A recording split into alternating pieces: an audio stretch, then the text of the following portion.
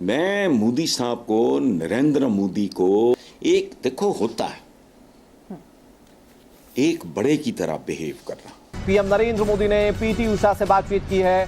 भारत कड़े से कड़ा विरोध दर्ज कराया। प्रधानमंत्री नरेंद्र मोदी ने पीटी उषा को यह बात कही। दुनिया की सबसे बड़ी जमहूरियत का वो चेहरा है। विनेश फोगाट पर प्रधानमंत्री नरेंद्र मोदी ने लिखा, विनेश आप चैंपियन हैं, आप भारत की गौरव हैं। सबको यकीन था कि जिस फॉर्म में इस वक्त विनेश नजर आ रही हैं, वो रेसलिंग में गोल्ड मेडल लेकर ही देश लौटेंगी। मीडिया देखा करो बच्चों, आप इंग्लिश न्यूज देखा करो, वहां की मीडिया देखा करो, अखबार, ताकि पता चले पड़ोस में क्या हो रहा है। जिन लोगों के जेनेटिक्स हमारे साथ हैं, सेम है, वो क्या कर रहे हैं, कैसे कर रहे हैं। लेकिन इतनी मेहनत की, इतना सब कुछ किया, इतनी मतलब 82 मैचेस जो कोई नहीं हारी हुई थी। कल सुसाकी जो फाइटर थी जापान की, उसको हराया, फिर क्यूबा की रेसलर को हराया। हालांकि ये खबर आने के बाद प्रधानमंत्री मोदी ने भारतीय ओलंपिक संघ की जो अध्यक्ष है पीटी उषा, उनसे बात की है और उनसे कहा है कि वो सभी ऑप्शंस तलाशें। अगर अपील करनी पड़े ओलंपिक्स एसोसिएशन के सामने तो वो भी करें। मदरसे 30,000 मदरसा बना दिए पाकिस्तान में, 30,000 से ज्यादा मदरसे। कोई यहां तक पहुंचे और जब बिल्कुल करीब तरीन हो, हिस्ट्री तो ऑलरेडी क्रिएट की थी, बिल्कुल करीब तरीन हो, सारे के सारे विकल्प तलाशे जाएं। साथ ही साथ उन्होंने विनेश फोगाट को एक ट्वीट करके चैंपियंस ऑफ चैंपियन भी कहा है, उनकी हौसला अफजाई भी की है। हेलो फ्रेंड्स, जय हिंद। हिंदुस्तान स्पेशल में आपका स्वागत है दोस्तों। पेरिस ओलंपिक्स 2024 के 12वें दिन भारत के लिए निराश करने वाली खबर सामने आई। महिला फ्री स्टाइल 50 किलोग्राम में जगह बना चुकी भारतीय पहलवान विनेश फोगाट के मेडल जीतने का सपना टूट गया।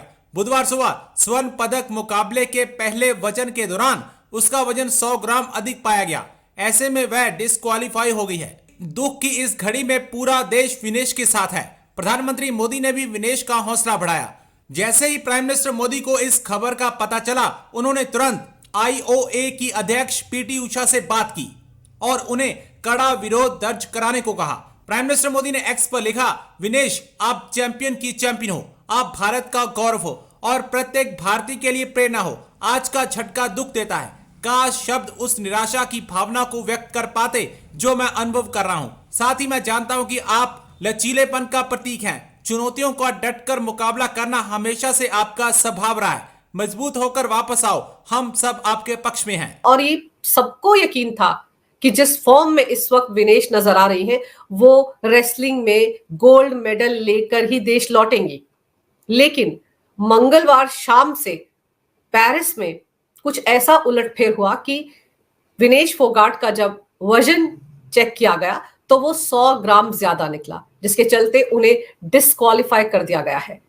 डिस्क्वालिफिकेशन भी ऐसी कि अब वो गोल्ड के लिए ना तो मैच खेल पाएंगी और जो सिल्वर मेडल की वो हकदार होती, अगर वो फाइनल में मैच हार भी जाती तो उनको सिल्वर मेडल मिलने वाला था। लेकिन अब 50 किलोग्राम वर्ग में वो सिल्वर मेडल किसी को भी नहीं दिया जाएगा, यानी कि उस वर्ग में सिर्फ गोल्ड मेडल और ब्रॉन्ज मेडल ही मिलेगा। ये बहुत बड़ा झटका है, ना सिर्फ विनेश फोगाट के लिए बल्कि पूरे देश के लिए। पूरे देश ने उम्मीद लगा रखी थी कि कम से कम रेसलिंग में भारत को गोल्ड मेडल दिलाएंगी विनेश फोगाट। लेकिन क्या कहें, इसको डेस्टिनी ही कहा जा सकता है कि 100 ग्राम वजन उनका ज्यादा निकला। और ये ऐसा मामला है जिसमें कि ओलंपिक फेडरेशन के सामने ये कहा जाता है कि अपील भी नहीं की जा सकती। हालांकि ये खबर आने के बाद प्रधानमंत्री मोदी ने भारतीय ओलंपिक संघ की जो अध्यक्ष है पीटी उषा, उनसे बात की है और उनसे कहा है कि वो सभी ऑप्शंस तलाशें। अगर अपील करनी पड़े ओलंपिक्स एसोसिएशन के सामने तो वो भी करें। सारे के सारे विकल्प तलाशे जाएं। साथ ही साथ उन्होंने विनेश फोगाट को एक ट्वीट करके चैंपियंस ऑफ चैंपियन भी कहा है, उनकी हौसला अफजाई भी की है।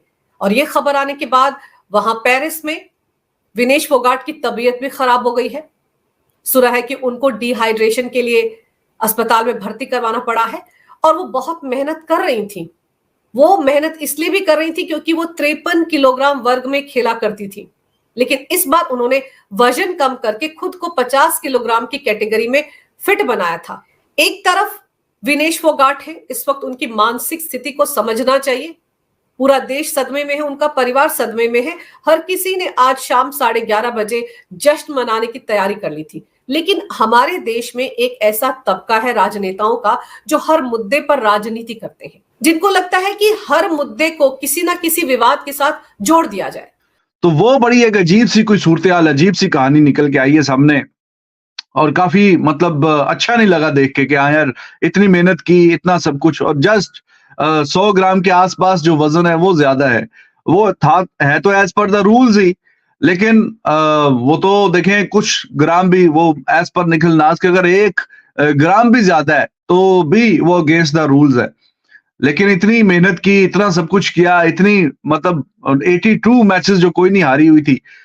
कल सुसाकी जो फाइटर थी जापान की, उसको हराया, फिर क्यूबा की रेसलर को हराया।